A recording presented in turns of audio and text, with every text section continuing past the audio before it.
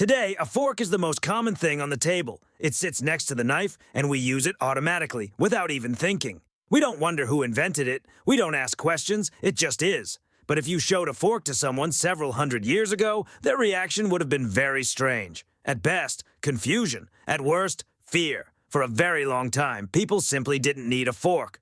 For thousands of years, people ate with their hands. And this was considered completely normal, even correct. If the food was hot, they picked up a knife. If it was liquid, they drank from a bowl. Fingers handled everything, and people were sure, if God gave us hands, then they are the perfect tool for eating. Why complicate things at all?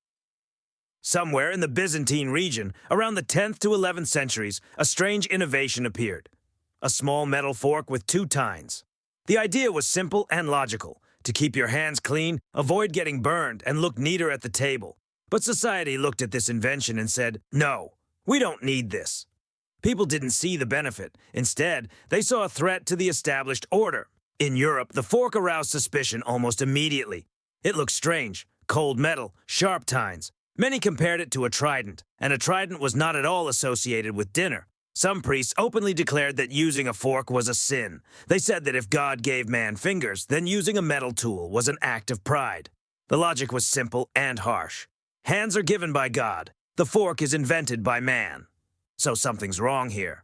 But religion wasn't the only reason for the hatred of the fork. The fork became a symbol of excessive sophistication. It was used primarily by aristocrats and people at court. For ordinary people, it looked strange, and sometimes even offensive. Eating with your hands was considered honest and natural. Eating with a fork was ostentatious and unnecessary. Simply put, the fork looked like a way to say, I'm better than you.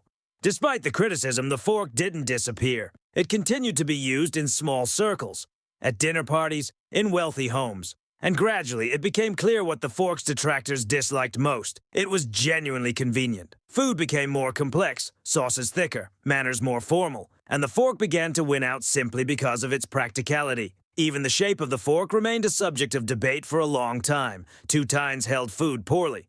3 worked better, but still not perfect. 4, they finally made the fork truly comfortable. Thus, step by step, without grandiose pronouncements or revolutions, the fork shape we know today emerged. No magic, just practice and experience. By the 18th and 19th centuries, the debate was essentially settled. The fork ceased to be a sin, then a luxury, then a topic for discussion. It became the norm. Today, what's strange isn't that we use a fork. It would be strange to eat without one at all. But the fork's history didn't end there. When people took the fork for granted, they did what they always do when they get used to something. They began to complicate things. At first, the fork was just a fork, one tool for everything. And then someone said, what if we made a separate fork for salad? And suddenly, it seemed like a great idea. There were forks for meat, for fish, for salads, for desserts, for pasta. Yes, even pasta needed its own version. The fork ceased to be just a tool. It became part of culture and ritual. The funniest thing about this whole story is this. People used to say, why do we need a fork if we have fingers? And now we sit at the table and think, so, what kind of fork do we even eat with? Today, the fork is more than just cutlery. It's part of habit, part of culture, part of how we eat and how we behave at the table. We can eat with our hands. We can use chopsticks. We can do without utensils altogether. But the fork is still there. Because it's come a long way. From a strange and frightening idea to an item without which it's hard to imagine a regular dinner. The history of the fork is the history of resistance to the new. First people laugh, then they get indignant, then they say things were better before, and then they simply ask, where's my fork? And this happens again and again. With different inventions, in different eras, it's just that with the fork, this is especially clear. And that's how the history of the fork began.